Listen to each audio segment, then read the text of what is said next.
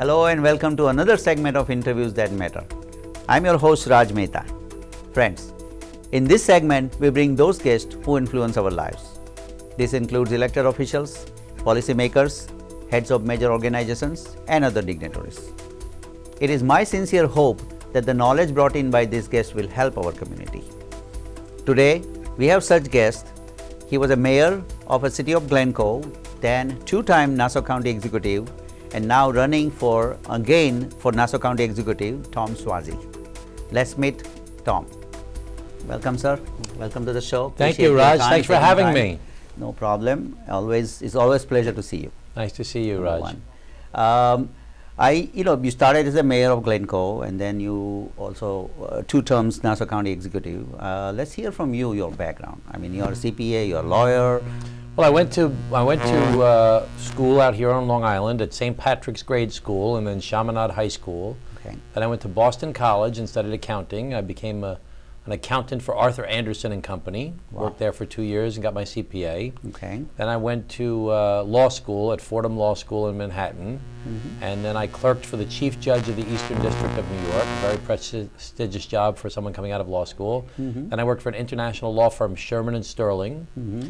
And then I was the mayor, then I was the county executive, and then for 3 years I served as a senior advisor at the international investment banking firm of Lazard Frères, Okay. and also at a law firm, Harris Beach Law Firm, and some other consulting jobs as well. So my private sector career has been very varied and very good for me, and but I'm excited to go back into public service.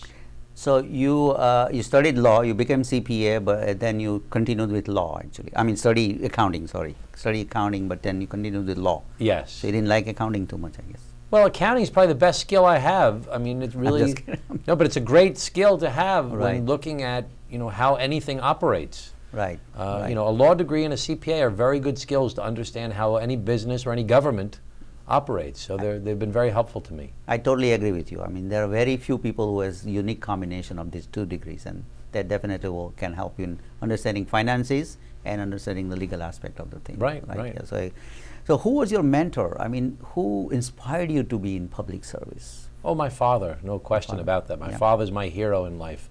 My father was born in Italy, came to the United States as a young boy, first boy in the neighborhood to go to college, went to Fordham undergraduate, and then fought in World War II as a navigator on a B-24, and was actually stationed in Italy, even though he was been born in Italy. And he got the Distinguished Flying Cross and was on many missions on the B-24. Half the people on B-24s died.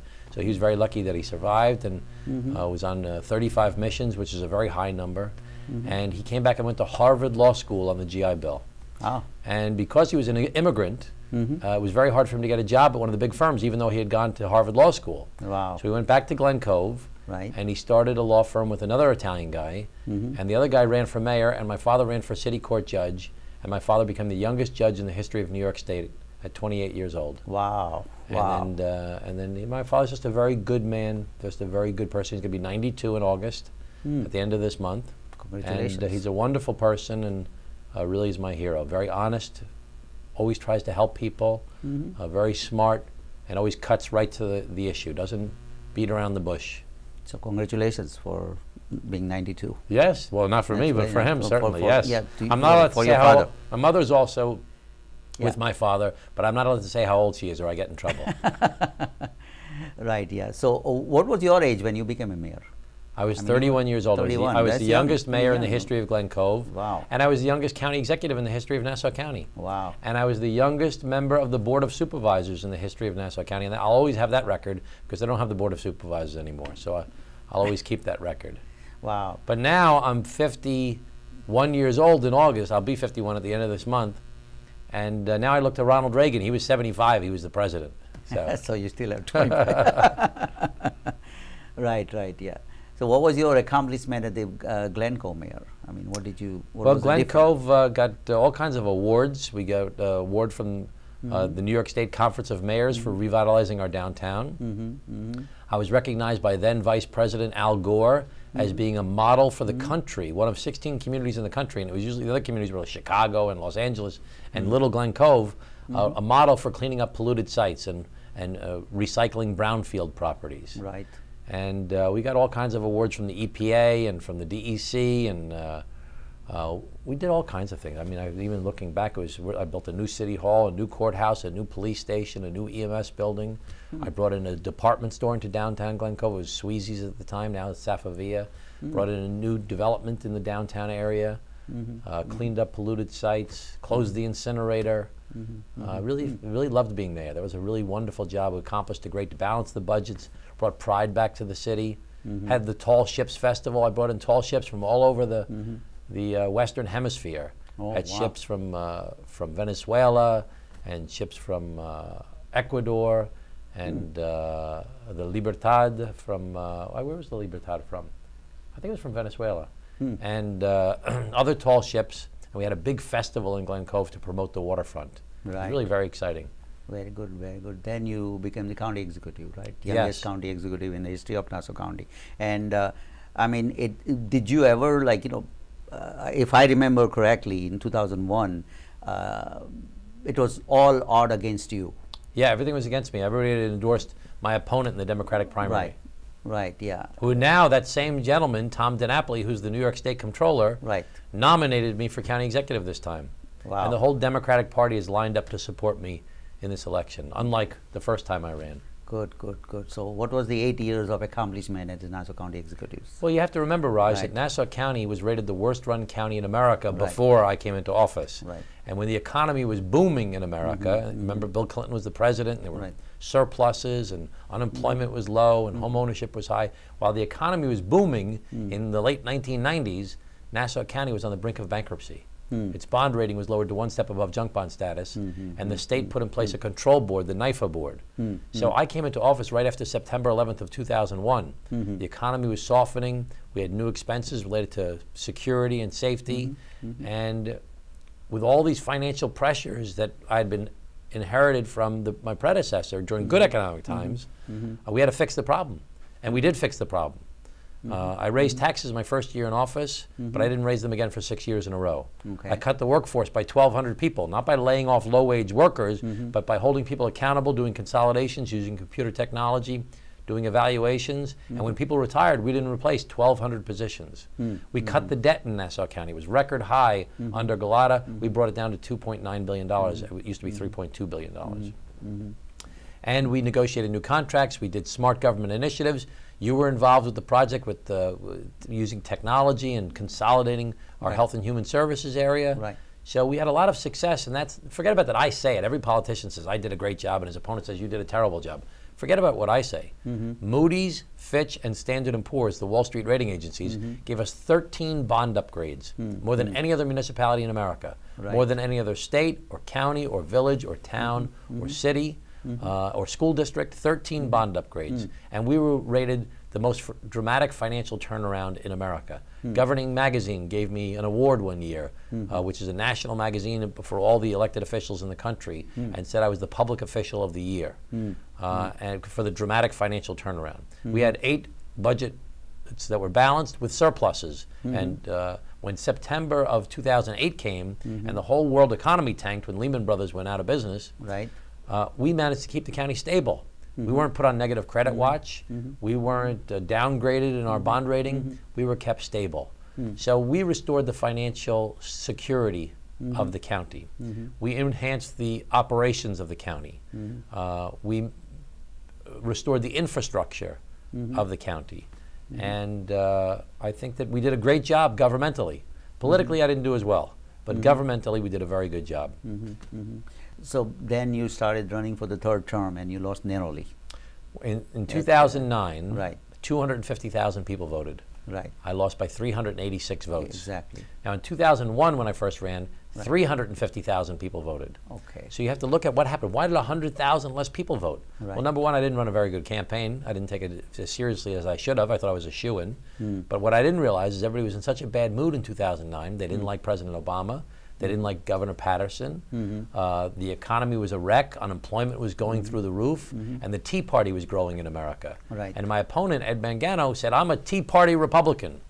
And he ran that whole anti campaign. And very few people turned up to vote. and the people that did vote were in a bad mood, and I lost by 386 votes. Right. And Mangano came into office and he said, oh, I have such a tough situation. And he did have a tough situation, like everybody else in America had a tough situation. The world economy had fallen apart. The problems I inherited when I came into office were because of a bad government. The problems Mangano inherited because the economy was bad all over the world. Everybody had a tough time, and he made it worse. And as a result, we've had, under the Mangano administration, we've had 3 bond downgrades. We've been put on negative credit watch. We have the highest debt in the history of the county. All they do is borrow, borrow, borrow, borrow money. So when Gallardo was in office, we had $3.2 billion in debt. When I left office, we had $2.9 billion in debt. Today we have $3.5 billion in debt, and we have nothing to show for it. No capital projects, no improvements in our roads, no improvements in our infrastructure. He's just been borrowing the money to pay for the operating costs. You know my accounting background? What he's doing is bad financially, that he's borrowing all this money, and our kids can't afford it. My kids can't afford it, your kids, our grandkids, they're going to be ones stuck with this bill. And the more money we spend on borrowed money from yesterday's expenses, the less money we have to pay for our daily operating expenses. So he's really run the county into the ground. That's why we had 3 bond downgrades. We're on negative credit watch. That's why NIFA has taken over. The control board that was put in place in the 1990s under Tom Gallardo, that I was working with, and actually it started to fade away, Mangano has sued, has fought with them, and they've taken over the county and gone to what they call hard controls. So 13 bond upgrades versus 3 bond downgrades and negative credit watch. 8 balanced budgets with surpluses compared to 2 deficits, and one of which they're not telling the truth about. Reduced the debt under my administration, increased the debt dramatically under this administration to the highest in the history of Nassau County, the highest debt in all of New York State of any county.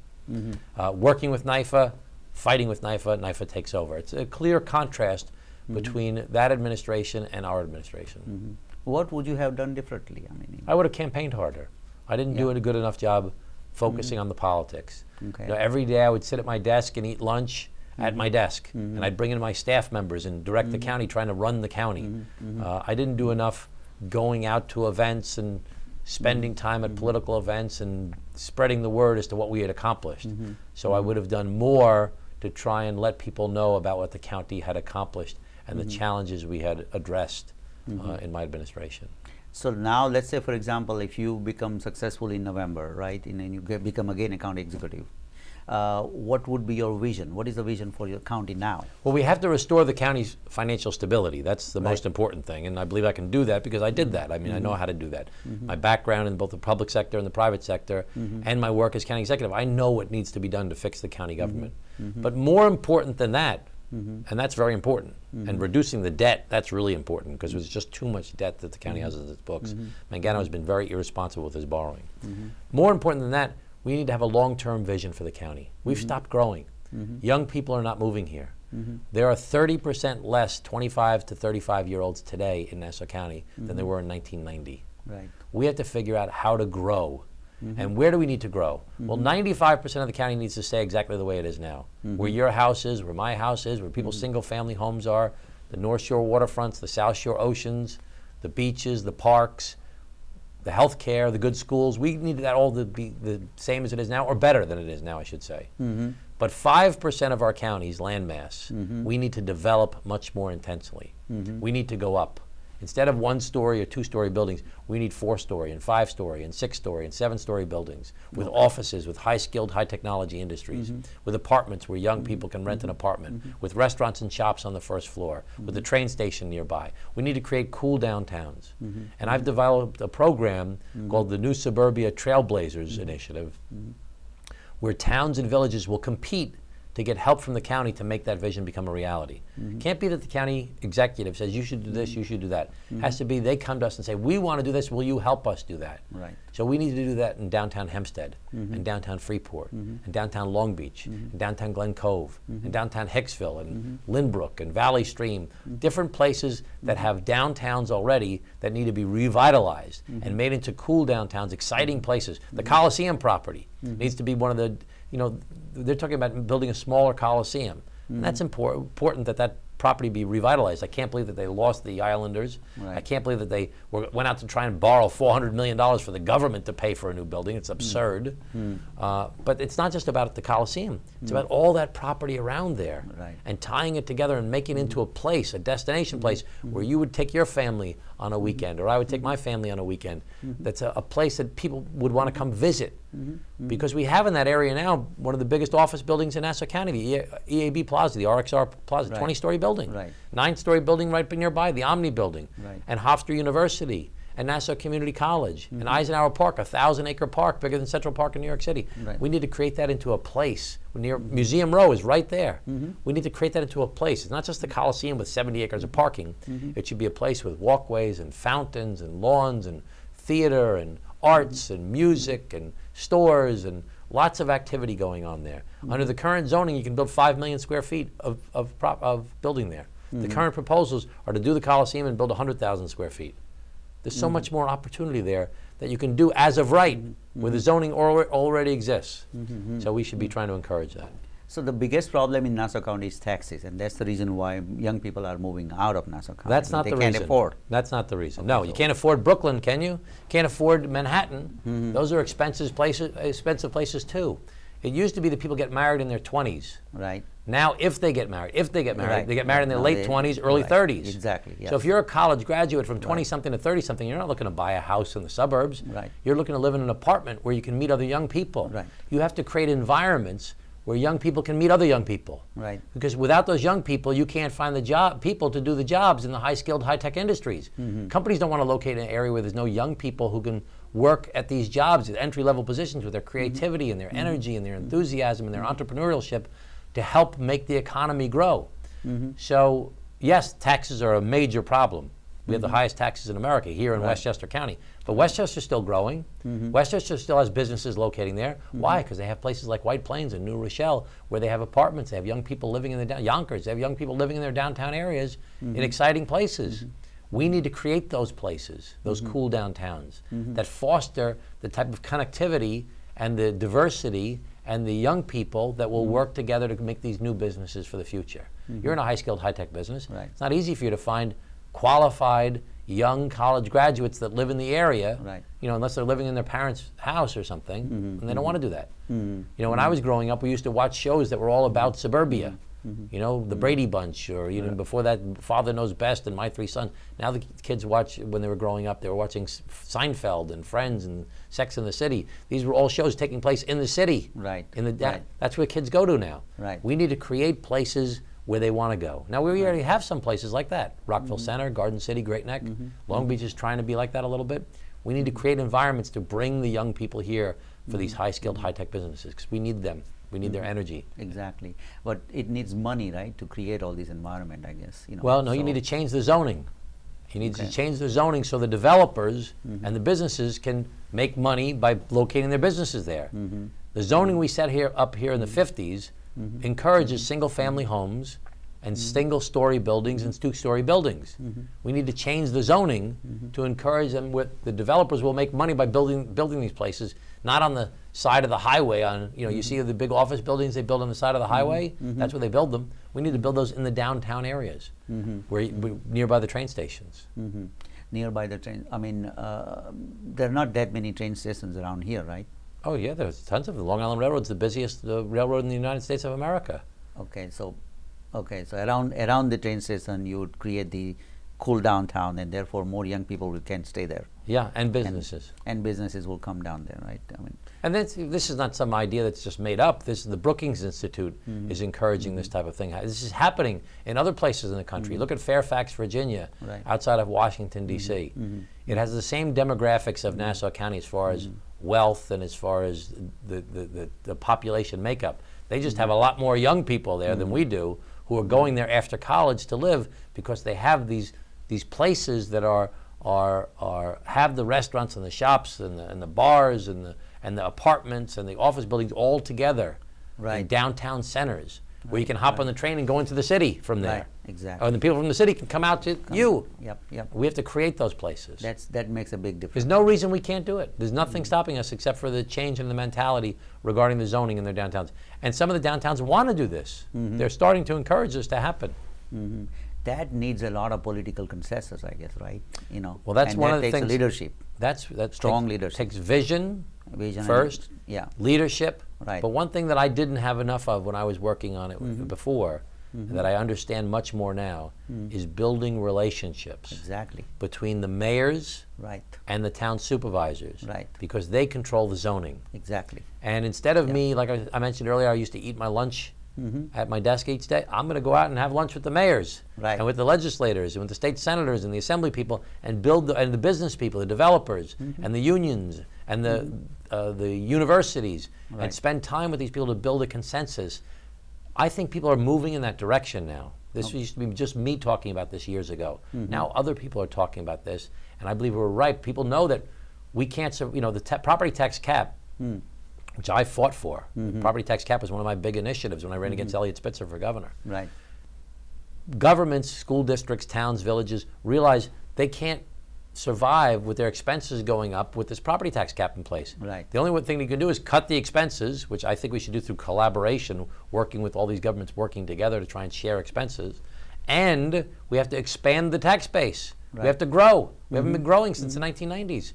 We have to have new construction. We have to have new sales tax revenue coming in from activity, from more people doing business here from the new construction. And we don't want to grow just for the sake of growing. We want to grow for several reasons. One, we want to attract the young people. Right. Two, we want to expand the tax base. Right. Three, we want to bring in more sales tax revenue. Four, we want to make this a better place to live, a more fun, exciting place to live that people want to be here. When I was a kid growing up in the 60s and 70s, this was the best place in America. Everybody loved it here. Right. And New York City was a joke. Right. New York City was where all the crime was. Johnny Carson would tell jokes at late night TV about the crime in Central Park and the graffiti on the subways. And New York City was a joke, and this was the ideal place to live. Now, New York City is getting better, and we're declining. Wow. So we have to change that. We have to make this the best county in the country, and I think we can do it. So you believe in shared government services then? Oh, very much so. Yeah. We implemented the first shared government services platform in the whole country. Right. At Great Neck. Connecting Wonderful. 9 villages. I remember that. 9 villages, school district, fire, police, everybody on one platform. I remember that. And we did something when I was county executive. We got $1 million grant from the state. Right. For doing shared services. Shared services. The county brought together BOCES and the school districts. Right. And with that $1 million grant, Right. we saved $9 million among the school districts by doing joint transportation, joint IT, Right. joint purchasing. So Right. it's very doable. It's doable, right. Not It's just consolidation, yeah. but collaboration. collaboration and consensus of With everybody. consensus. Otherwise, it doesn't work. Again, back to building these relationships. Right. Exactly. No eating lunch at your desk anymore. Right. Going out and spending time with people. We'll take a short break and we'll be right back. Okay. Please stay with us. Thank you.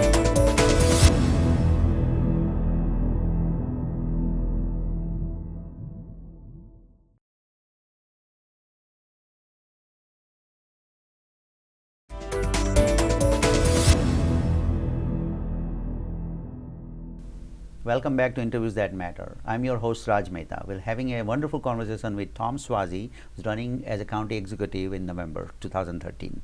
Welcome back, sir. Raj, thanks so much. I was talking about Johnny Carson in the earlier segment. You remind me of Johnny Carson Oh, a my little bit with goodness. your interview style. Oh my goodness. I think that's put me to a very high level, which I'm not. I don't deserve that. You never know. I don't. But okay. Da, Now, da, da, da, da. Here's Raj. okay.